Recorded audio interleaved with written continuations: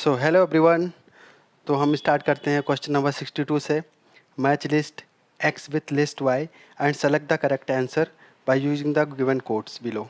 Okay, तो A है first vice president of constituent assembly, तो इसका होगा आंसर एच सी मुखर्जी, मतलब ए का फोर्थ। बी है originally the member of originally the only Congress member of drafting committee. ठीक है, बी का कौन है? थर्ड, मतलब के एम मुंशी थे। सी है member of constituent assembly representing Rajasthan princely state. Okay, तो इसका आंसर है सी का फर्स्ट। ओके, और chairman of union constitution committee, तो इसके थे जवाहरलाल नेहरू। तो एक बार हम इसका आंसर दोबारा से मिला लेते हैं 62 का। तो 62 का है ए का फोर, बी का थर्ड। ए का four means first vice president of constituent assembly का एस सी मुखर्जी, बी का third K M Munshi, C का वन और डी का chairman of union constitution committee का होंगे Jawaharlal Nehru. Okay, let's move on question number 63। Okay,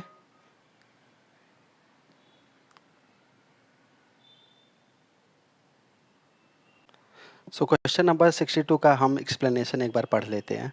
the correctly matched pair are as follows. First vice president of constituent assembly वो थे H C Mukherjee. The only Congress member of drafting committee वो थे K M Munshi. Representative of Rajasthan princely state थे V T Krishnamachari. और last जो है chairman of union constitution committee, उसके थे Shri Jawaharlal Nehru.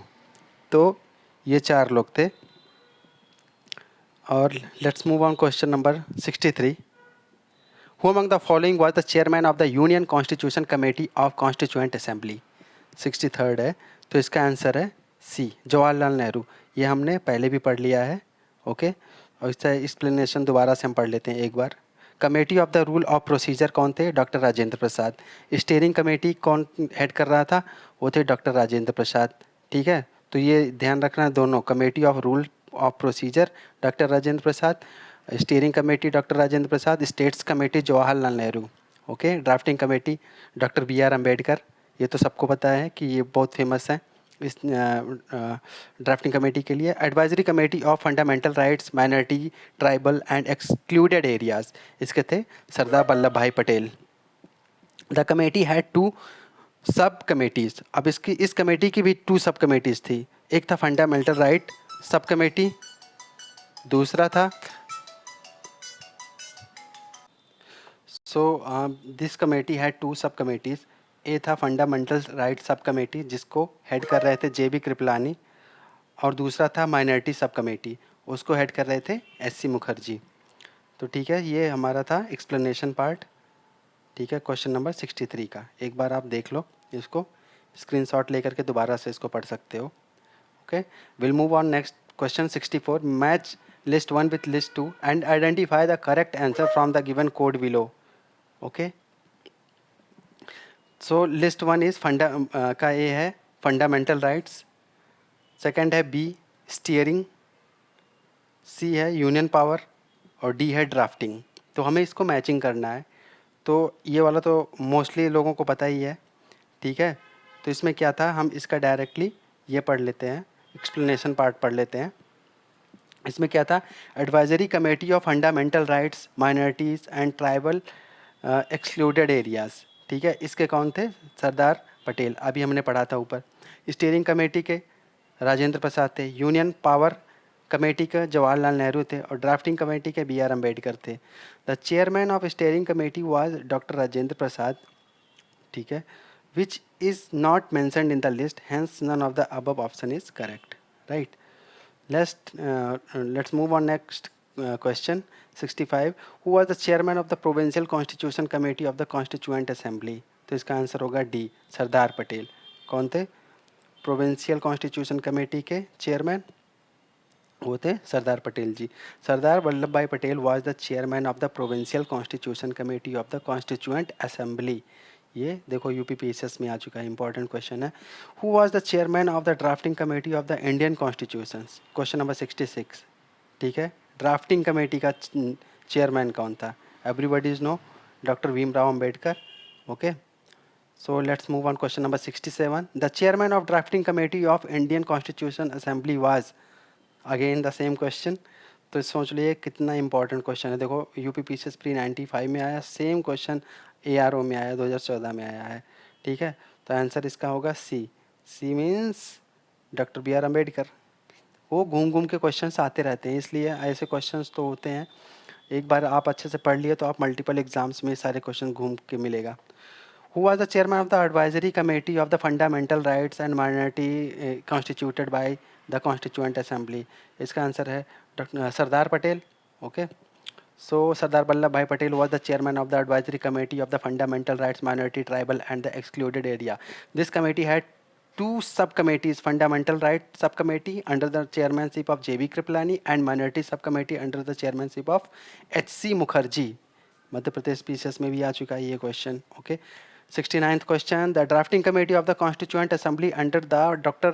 B.R. Ambedkar had how many other members? ठीक है, जो ड्राफ्टिंग कमेटी था कॉन्स्टिट्यूएंट असेंबली का, ओके, तो उसमें डॉक्टर अंबेडकर के अलावा और कितने मेंबर्स थे? Had how many other members? तो थे 6 members. There were 6 members other members in the drafting committee constituted under the chairmanship of doctor B R Ambedkar. और वो कौन कौन से थे? वो थे N Gopalaswami Ayyangar, Alladi Krishnaswami Ayyar, K M Munshi, Mohammad Saadulla, B L Mitra and D P Khaitan. ठीक है, N Madhava Rao was included replacing B L Mitra and T T Krishnamachari was included after the death of D P Khaitan in 1948। तो ये वाला भी क्वेश्चन बहुत ही इंपॉर्टेंट है, मल्टीपल टाइप आ चुका है ये, right. Question number 71, who among the following was not the member of the drafting committee of the constitution? तो इसका आंसर है जवाहरलाल नेहरू, क्योंकि ये जो मेंबर्स अभी हमने पढ़ा है उनमें थे मोहम्मद सादुल्ला, के एम मुंशी और Ayyangar. Question number 72, the constituent assembly was set up drafting committee under the chairmanship of doctor B R Ambedkar. इसका डेट बताना है हमें, इसका डेट होगा 29 अगस्त 1947। ठीक है, ड्राफ्टिंग कमेटी कब सेट किया गया था? 29 अगस्त 1947 में। 29 August 1947 by a resolution drafting committee was formed under the chairmanship of Dr. B. R. Ambedkar to discuss and decide the form and structure of the constitution. Okay, let's move up. Question number 73, who was the constitutional advisor at the time of the formation of the constitution? कौन था constitutional advisor? Okay, question इसके है answer C, B N Rao थे। ठीक है, so इसका explanation ये है कि Benegal Narsingh Rao, B N Rao was appointed as the constitutional advisor during the formation of the constitution. Let's move on. Question number 74, the first draft of the constitution was prepared by B N Rao. The first draft of the constitution was prepared by the constitutional advisor B N Rao, which was put before drafting committee for opinion, discussing and changes in it. Original draft proposed by Mr. Rao included 243 article and 13 schedule. ठीक है, तो जो original draft propose किया गया था B N Rao के द्वारा, उसमें कितने आर्टिकल्स थे? 243 आर्टिकल्स थे और 13 शेड्यूल्स थे। Okay, when did constituent assembly adopted the national flag? कब अडॉप्ट किया था? ये बहुत इंपॉर्टेंट क्वेश्चन है, मल्टीपल टाइम ये क्वेश्चन आ चुका है, 75 क्वेश्चन। तो इसका आंसर होगा ए। इसका आंसर ए मतलब क्या है? 22 जुलाई 1947। इसको तो रट ही लेना चाहिए, 22 जुलाई 1947 को अडॉप्ट किया गया था national flag. Okay, national flag of India was adopted during the 4th session of the constituent assembly on 22 जुलाई 1947। टोटल कितने सेशन हुए थे? याद रखना 12 सेशंस हुए थे। ठीक है, 11 सेशन तो उसको कंप्लीट करने में, और 12वें सेशन में क्या हुआ था, जब वो लोग सब मेंबर्स मिल करके सिग्नेचर किए थे, जिस दिन कॉन्स्टिट्यूशन को अडॉप्ट किए थे। टोटल मिला करके 12 सेशंस हुए थे। ठीक है, तो 4th सेशन में क्या हुआ था? नेशनल फ्लैग को अडॉप्ट किया गया था 22 जुलाई 1947। 76, who was the chairman of the national flag committee? ये भी बहुत इंपॉर्टेंट क्वेश्चन है। डॉक्टर राजेंद्र प्रसाद चेयरमैन थे नेशनल फ्लैग कमेटी के।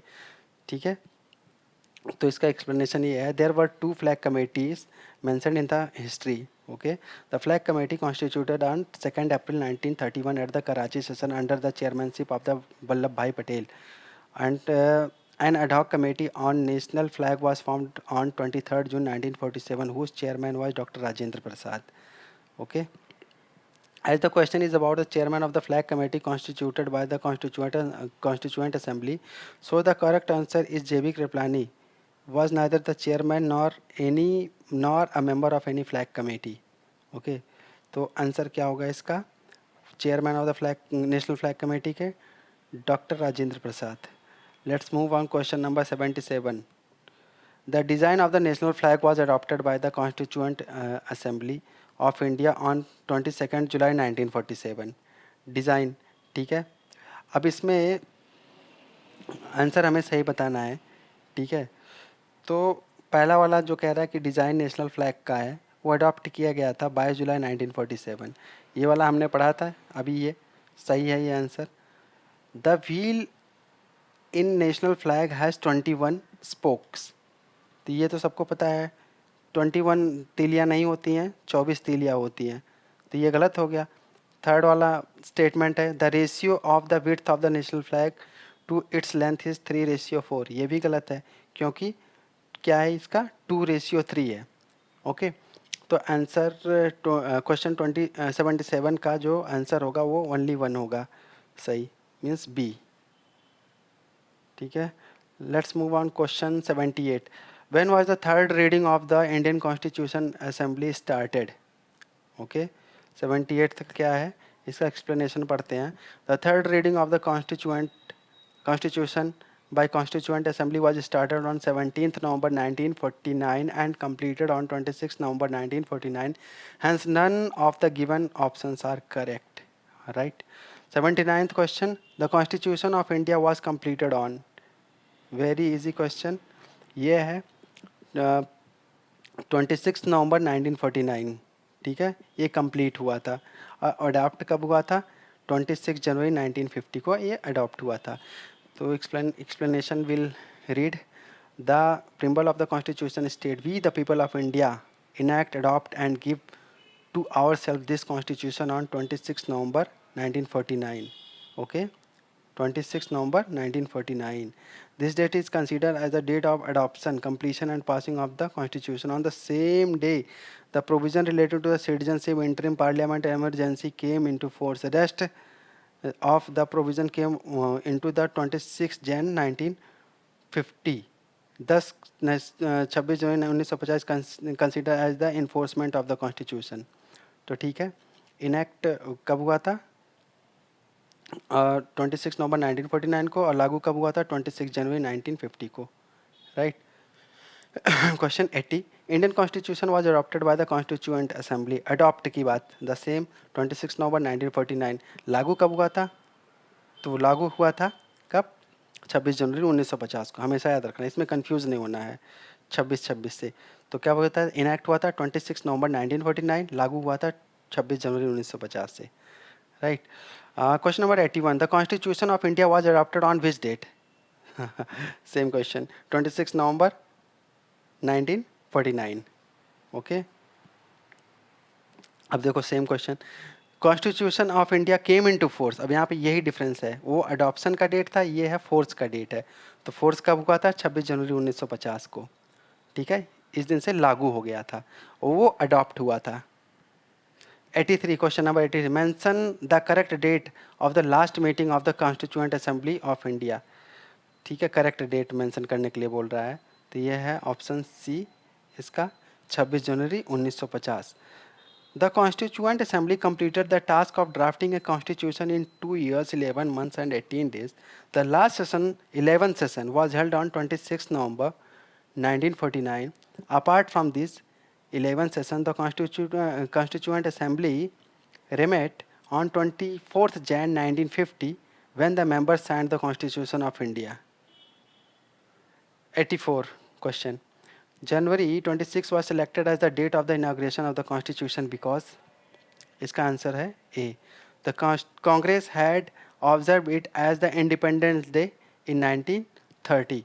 कह रहा है कि 26 जनवरी को ही सेलेक्ट किया गया था इनाग्रेशन ऑफ द कॉन्स्टिट्यूशन। क्यों किया गया था? क्योंकि जो कांग्रेस थी इस दिन को ऑब्जर्व किया था इंडिपेंडेंस डे 1930 में। ठीक है, so let's read the explanation. The Purna Swaraj declaration was promulgated by the Indian National Congress in Lahore session December 1929 when Congress asked people of India to observe 26 January as Independence Day. After that, the Congress regularly observed 26 January as the Independence Day of India. The new Constitution of India as drafted and approved by the Constituent Assembly of India was mandated to come into effect on 26 January 1950 to commemorate the 1929 Declaration. ठीक है, तो इसको एक बार देख लेना, थोड़ा सा है लेकिन ये इम्पोर्टेंट है। ये क्वेश्चंस आ भी चुके हैं, ये सारे आए हुए क्वेश्चंस है, इसलिए इसको तो बहुत ही अच्छे से पढ़ना। यहाँ से पढ़ के जाओगे तो अच्छे से एग्ज़ाम को टैकल कर पाओगे। 85th क्वेश्चन है, Indian constitution was adopted by, तो इसका आंसर होगा ए, कॉन्स्टिट्यूएंट असेंबली। कॉन्स्टिट्यूएंट असेंबली का ही फंक्शन था कॉन्स्टिट्यूशन को बनाना, तो वही अडॉप्ट करेगा ना। The constitution was adopted by the constituent assembly at the 11th session on 26 November 1949, right. 86th constitution was adopted by the constituent assembly, again same question. ठीक है, adopt कब किया गया था? सी, 26 November 1949। Now, the Constitution of India was enacted on 26 November 1949 by Constituent Assembly. Same question again and again asking in different examination. Sometimes it has been asked in the BPSC, sometime UPSC, in UPPCS. So if you read here it thoroughly, then definitely you are going to make it correct during the examination. Okay, so I will go on the question number 88, right? Because I have already read it multiple times.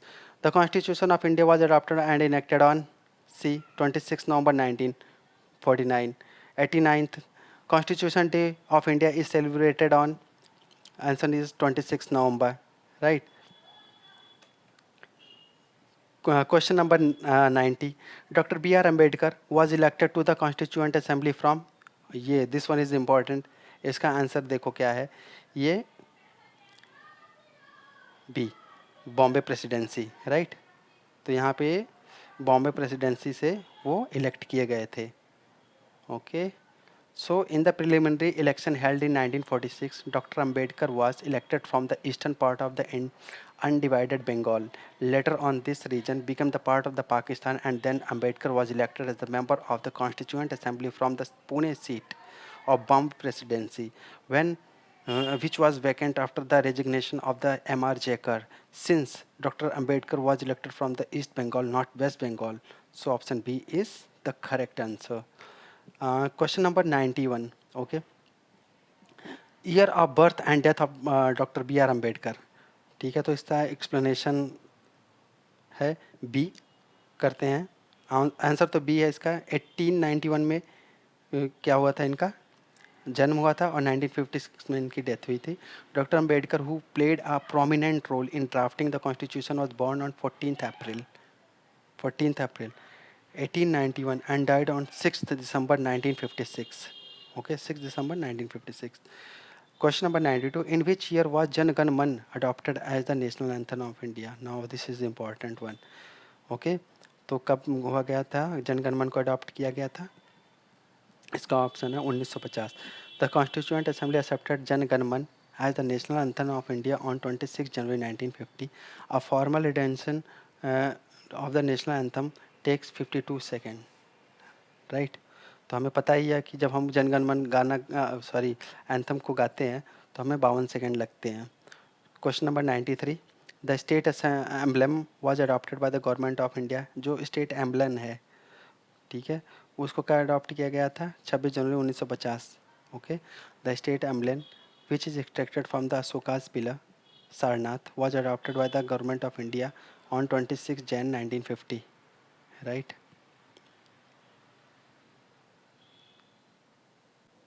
So guys, we'll move on the next question, number 94. Consider the following statement. First statement है, the discussion in the third round table conference eventually led to the passing of the Government of India Act 1935. ये तो एकदम सही है कि जो third round table conference हुआ था उसने एक रास्ता दे दिया था गवर्नमेंट ऑफ इंडिया एक्ट को पास करने का 1935 का. और Government of India Act 1935 provided the establishment of the all India federation to be based on union of the provinces of British India and princely state. Okay, तो ये भी सही है. Let's read the explanation part. तो इसका answer है C. During the third round table conference a plan was presented to finalise the Government of India Act 1935. देखो यहाँ पे लिखा है कि थर्ड राउंड टेबल कॉन्फ्रेंस के टाइम पे एक प्लान बनाया गया था कि गवर्नमेंट ऑफ इंडिया एक्ट 1935 को फाइनलाइज किया जाए. In this act provision was made to form an all India federation comprising of both of British India and princely states. ठीक है, जिसमें कि ऑल इंडिया फेडरेशन बनाएंगे जिसमें कंप्राइज करेंगे ब्रिटिश इंडियन स्टेट को और प्रिंसली स्टेट को. From above it is clear that both given statements are true. Third round table conference was organised in 1932 in London and Congress did not participate in this conference. ठीक है, तो इसमें कांग्रेस ने participate भी नहीं किया था.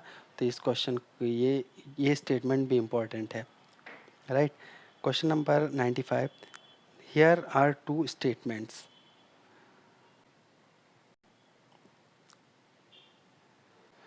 So let's read question number 95.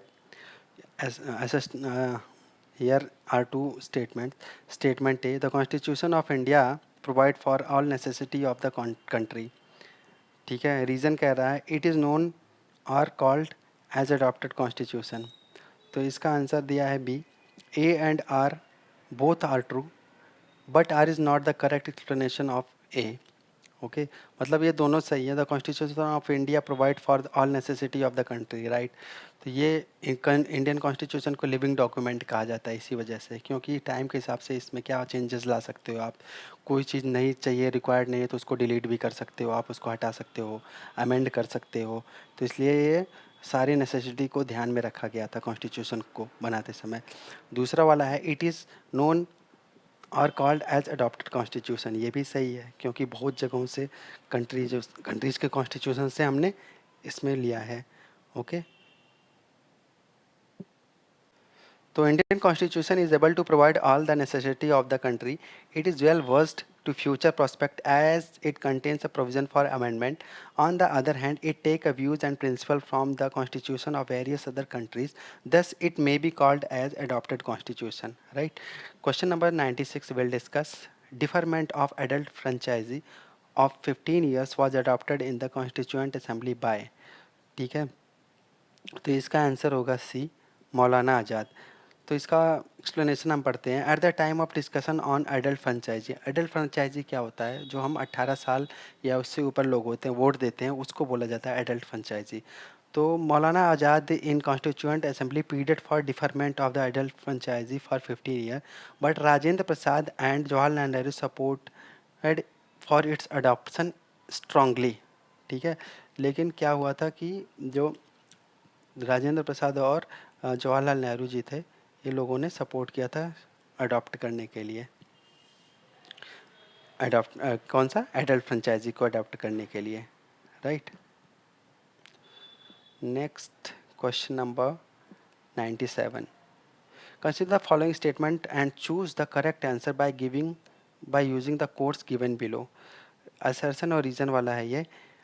So India is a democratic country. ये तो हर किसी को पता है, मैक्सिमम लोगों को, कि एक डेमोक्रेटिक कंट्री है. रीज़न पढ़ते हैं. India has constitution of its own. ये भी सही है. ठीक है, तो इसका आंसर क्या है कि B. Both A and R true but R is not a correct explanation of A. ठीक है, क्यों? Let's read the assertion and reason का एक्सप्लेनेशन पढ़ते हैं. Both are correct. Right. India is a democratic country in which important decisions of government are taken by the elected representative of the people. Okay. India has written constitution. India के पास written constitution है. However the United kingdom being a democratic country does not have a written constitution. On the contrary, non democratic countries do not have some form of constitution to manoeuvre the functioning of the government. Right. अब देखो, India के पास written constitution है. अगर United kingdom को लिया जाए तो वो भी डेमोक्रेटिक कंट्री है but does not have a written constitution, उनके पास रिटन कॉन्स्टिट्यूशन नहीं है, right. Question number 98. Who among the following advised the Indian National Congress is should be disbanded as a political party after the independence of India? किसने advice किया था कि Indian National Congress को मतलब डिसबैंड कर देना चाहिए, बंद कर देना चाहिए जब हमें आज़ादी मिल जाए उसके बाद में? तो महात्मा गांधी ने बोला था. Mahatma Gandhi suggested that Indian National Congress was found only for achieving the independence, कि वो उन्होंने स्वतंत्रता प्राप्त करने के लिए बनाया गया था आईएनसी, इंडियन नेशनल कांग्रेस को, और उसको डिसबैंड कर देना चाहिए as a political party after the independence, और स्वतंत्रता के बाद बंद कर देना चाहिए. उन्होंने कहा था. ये इंपॉर्टेंट क्वेश्चन है, दैट्स द रीजन ये यूपी पीसीएस मेंस में आ चुका है. तो हमें यहाँ पे लिखा हुआ है एक बार ना यूपी पीसीएस मेंस, लेकिन ये मल्टीपल टाइम ये सारे क्वेश्चंस आए हुए हैं.